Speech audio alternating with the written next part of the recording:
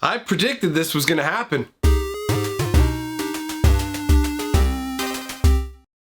Greetings, owners of fine luxury cardboard rectangles, and welcome to another video in the series of Modern Horizon set reviews, or I guess it's just one large set review overall.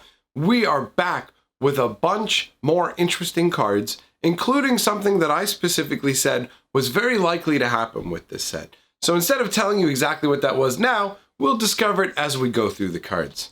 We're going to start out with Arkham's Astrolabe. Astrolabe? People have to wonder how that one's pronounced. Astrolabe, whatever, that works for me. Could be something else, but I ain't worried about it. So what do we have here? A very interesting card where up in the corner it just has a snow mana symbol. That's it. You just have to pay 1 snow mana to be able to cast this. That's pretty funky. It can come from any snow permanent. When it enters a battlefield, draw a card and pay 1 and tap it to add a mana of any color. Though the time of ice has ended, its relics still slumber in New Argive. This is pretty cool. This is tied into Arkham Dag's son, that old legendary creature. He's featured in original like Ice Age flavor text, where there's individuals who are against the whole use of artifacts, and then there's people like him who are more like, we can use the artifacts, but we do have to kind of be wary to a degree. Now, this artifact itself, the way that it looks is fantastic. You've got this, it's buried in some kind of, well, not buried, but it looks like it's forgotten, abandoned in a cave that has been frozen over by it. I like the fact that the cave is all frozen over, either that or it's actually like a gigantic sphere of ice that's emanated out from it. But it feels like this is probably some kind of like cave. It's all frozen up. I like the contrast between the little view hole out into nature where you can see the greenery and the trees against the cold, lifeless, like almost sterile environment that it inhabits. It honestly gives me a feeling, it makes me think of Icy Manipulator. And I mean, sometimes when they do Icy Manipulators, they do it with a very like, check it out, it'll freeze you kind of concept. And sometimes they'll do it like they did in Ice Age, where you look at it and go, what is this thing? And then the flavor text is talking about calling it the Bone Crank. And you're like, this is funny. So, I mean, it's funky that it's a card that you play with snow mana. That's funky. After that, we've got Echo of Aeons. This thing seems really strong. 2 blue, 4 colorless. It's a sorcery. Each player shuffles their hand and graveyard into the library, then draw 7 cards, a la Time Twister. It is a Time Twister variant, that old school card that I was in love with back in the day. I remember playing 4 in a deck and using Tormod's Crypts to take my opponent's graveyard out and be like, you're going to run out of cards. Oh, fun times. Now, the reason this card feels particularly powerful is that it has flashback. So you can pitch it to your graveyard or cast it once and then cast it again from your graveyard. But for me, the potential power is more, just get it into your graveyard somehow with any number of, discard effects, and you're looking at 3 mana to get a brand new hand. It's pretty gross. 3 mana, the flashback is literally getting to do a full-on version of Time Twister, which is a nice feeling. The flavor text says, the present is a matter of perspective. Well, when it comes to time magic, that's true. And this artwork is amazing. It's got that whole galaxy kind of feel with all of the planets all lined up in a row here. You have some kind of swirling vortexes of magical energy. The idea that this is most likely that it's, instead of being a bunch of planets, it's actually just the one planet or moon, what have you, traveling backwards.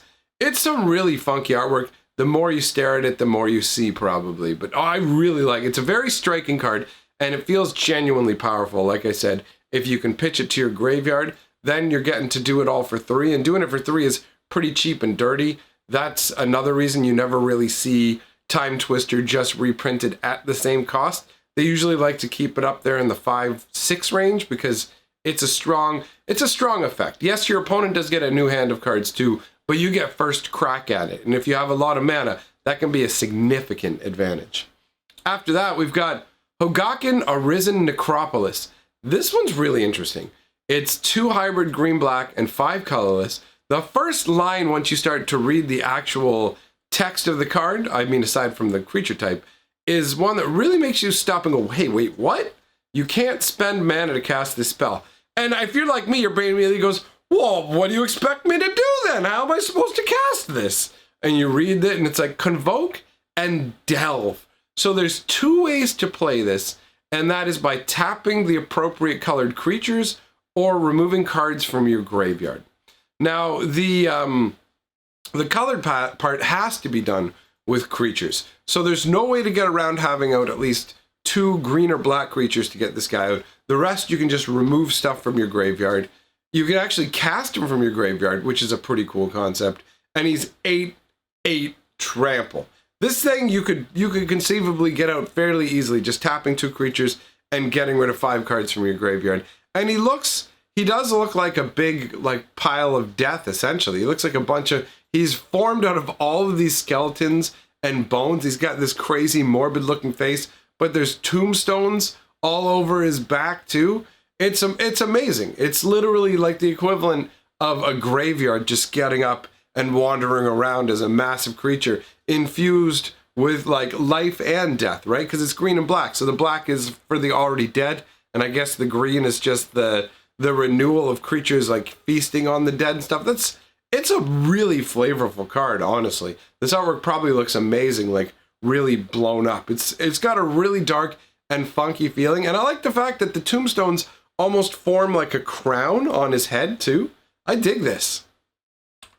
Next up, we've got Icehide Gollum. This is another one that you can pay for just 1 snow mana, and it's a 2/2. In colder climates, ice is more obedient than stone.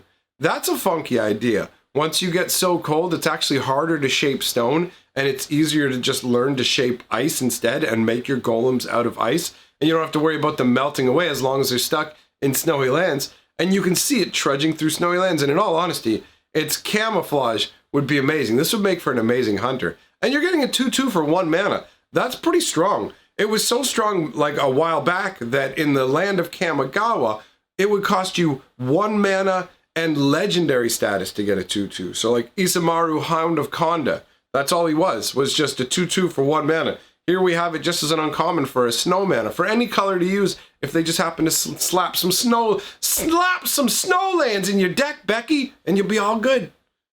Next up, Llanowar Tribe.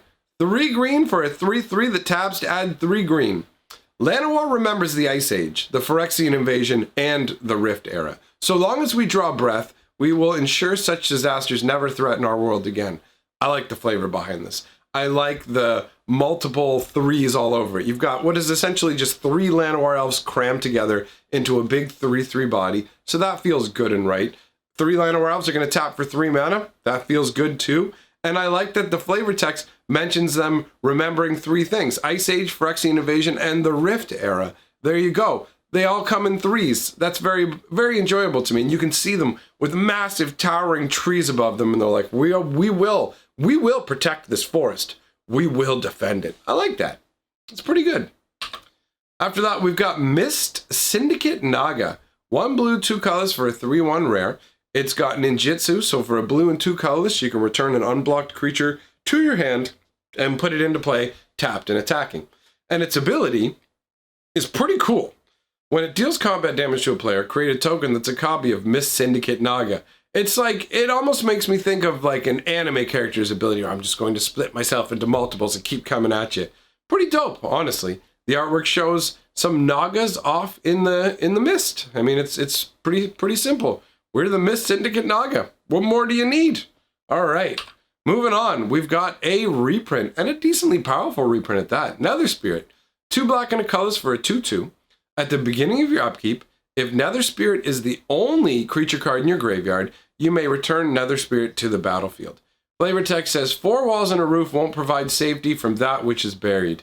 And you can see this undead coming up through a hole in the floor that they've just knocked in the floor right there. You can see some actual broken boards strewn about, and you can see that it's coming through multiple openings too. Like, it's got the 3 hands busting out through the hole, but then there's other tiny little cracks where you can see fingers and also just wisps of essence coming up. Like, this is unavoidable. And I like that most of it is shadowed with a little bit of light coming in the window, like night is about to fall. This is some evocative artwork on a pretty solid card.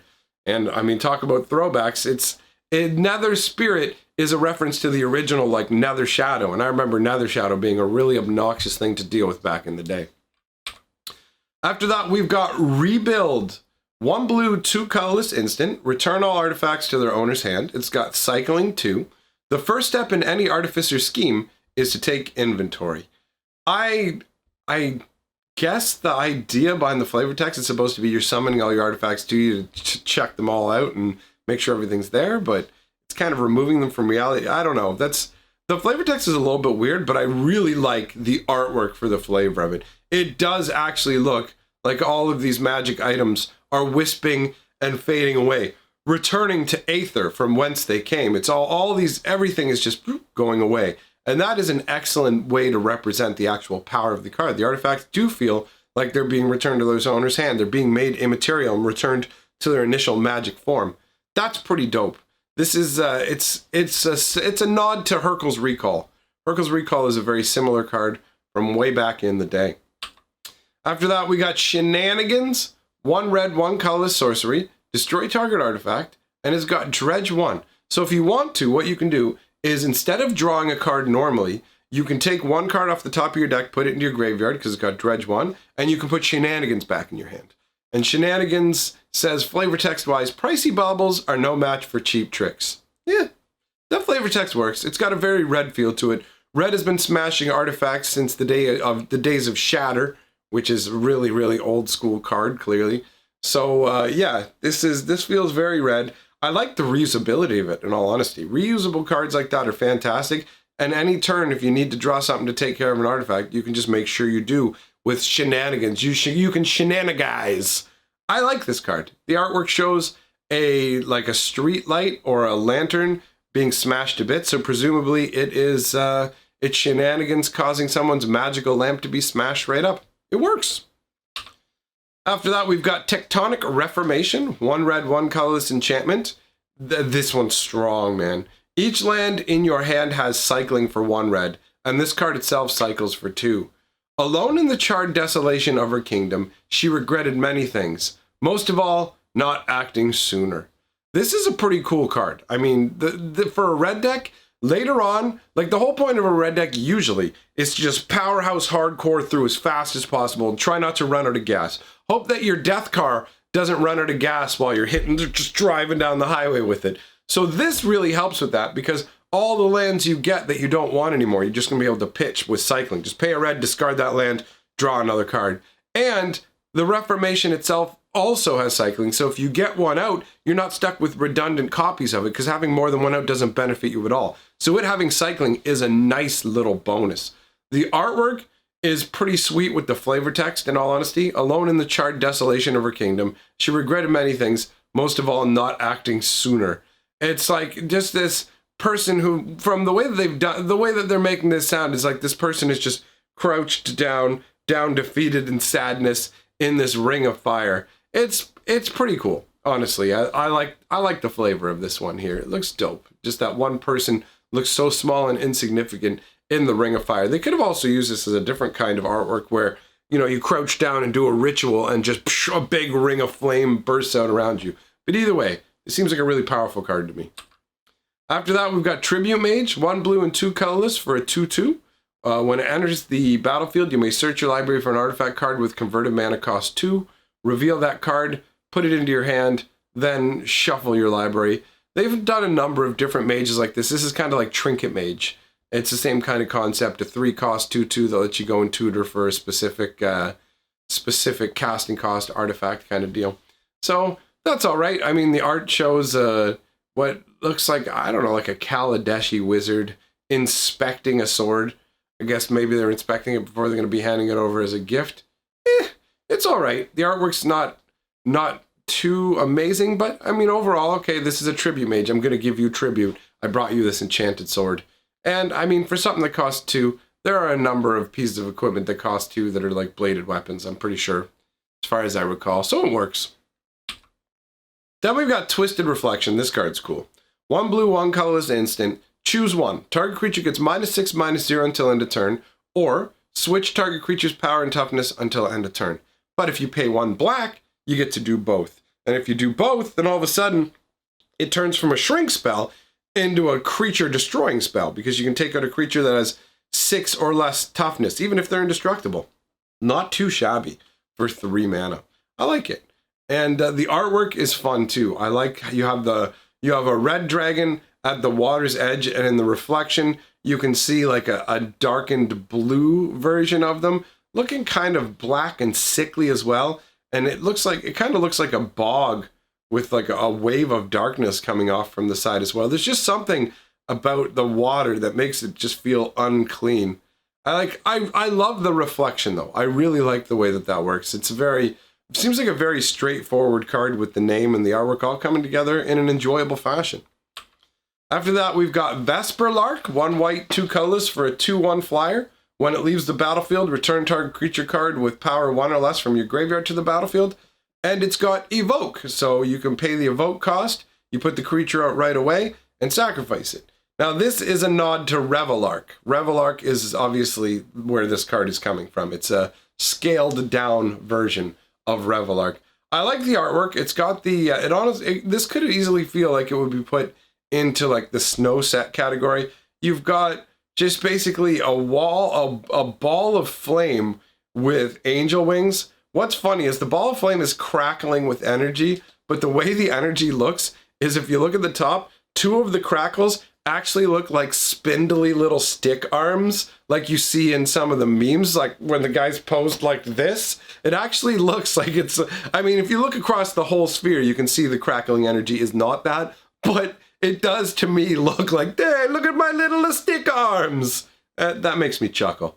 Overall, though, I like the artwork. It's very, very interesting. It's an interesting concept, an interesting creature.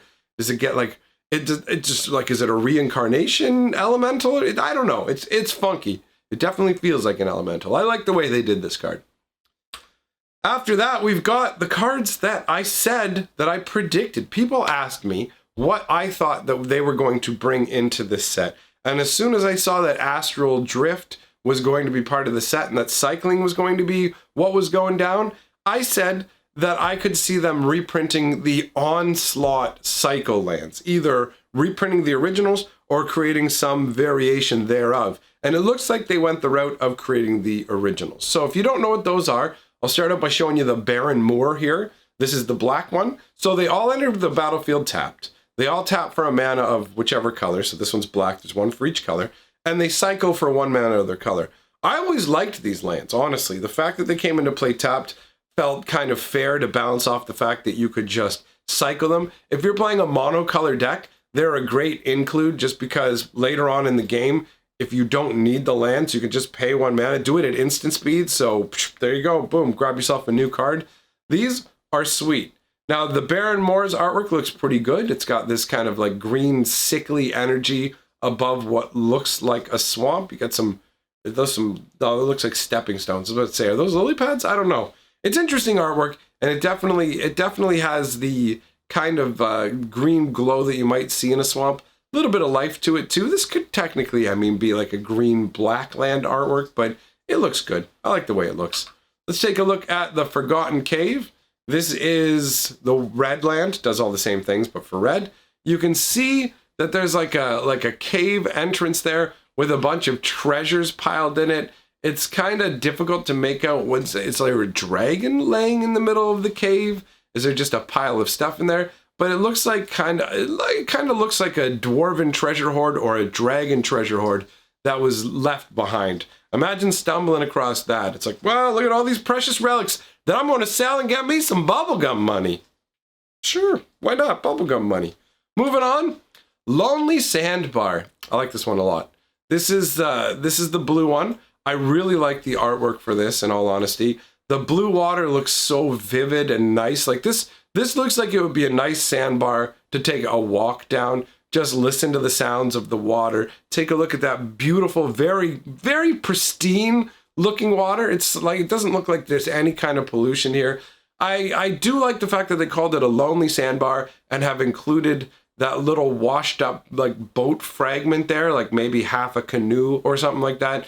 that's either broken or has like landed a long time ago, and whoever occupied it is long gone from here. So there's nobody there, but it's made more lonely by reminders that there's nobody there, by showing you something that should mean someone's there, but they're not. You see that boat and it's going to remind you of the existence of other people, and that's going to make where you are feel all the more lonely because whoever was there is gone now. I like this artwork a lot. It speaks to me. I enjoy it. Moving on, we're going to look at Secluded Steppe. This is the white one, so same deal obviously across the board, except it's white. You've got the sun setting or the sun rising on fields of grain. The sun's coming through the clouds. It's pretty cool to me that like artists have the skill to make it look like clouds do in real life, where when the sun's coming through them, the different parts of the clouds are kind of illuminated and highlighted, and some will be like different colors. You know, it's like all that whole cloud bank is all would look the same, aside from the fact that the light is shining through it in a particular way, where you end up with some looking like really dark gray clouds, and then lighter, and then some looking like the clouds themselves are orange.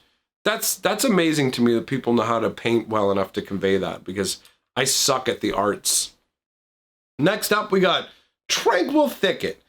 This is such a peaceful looking place, honestly. This looks like a fantastic place to go for a nature hike. This is your green variation of the Onslaught Cycle lands. You can see what looks like a worn path that people have walked through. It just seems like a place where elves would go to kind of relax, maybe. I don't know what's going on in the background. I don't know if that's supposed to be the sun shining through trees over at the edge and the trees are more densely packed, or if there's actually just some sort of variation of like glow bugs or something that create a nice lit effect to the side. But honestly, this land gives me a nice relaxed kind of feeling. I would definitely enjoy going for a wander through here, unless this plane had big nasty ticks or something, in which case I would want nothing to do with it.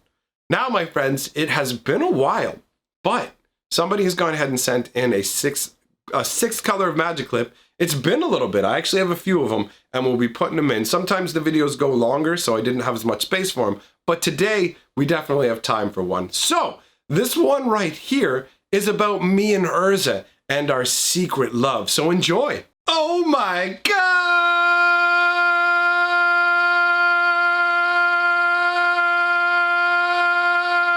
They finally made it! Together, we are the sixth color of magic. I gotta say, I was genuinely impressed with that. Somebody went to the trouble to draw me hugging Urza. I've always wanted people to draw fan art of me hugging old men. I can take that off my bucket list. I call my parents up. Are you proud of me, Mama? Stop calling me. What? Well, my mom sounds more manly than me. All right, you know what? Never mind. Enough with the nonsense. Let's roll the golden scroll. These are the people who have my back on Patreon or through channel memberships. And we are welcoming some new people aboard. We have Wild Goat, who decided to join both my Patreon and my channel membership. We are also welcoming Alan Morgan, who's decided to grab himself a shield on the channel membership side. And we're also welcoming Power Pen, who went ahead and decided, you know what, I'm going Patreon and channel membership at the same time. So thank you to all three of you for getting on board. Genuinely appreciate the support for what I'm doing here. You combine that with the 6-color Magic Clip, and I'm a happy pappy. So everyone, thanks for being here, and for now, I'm history, baby.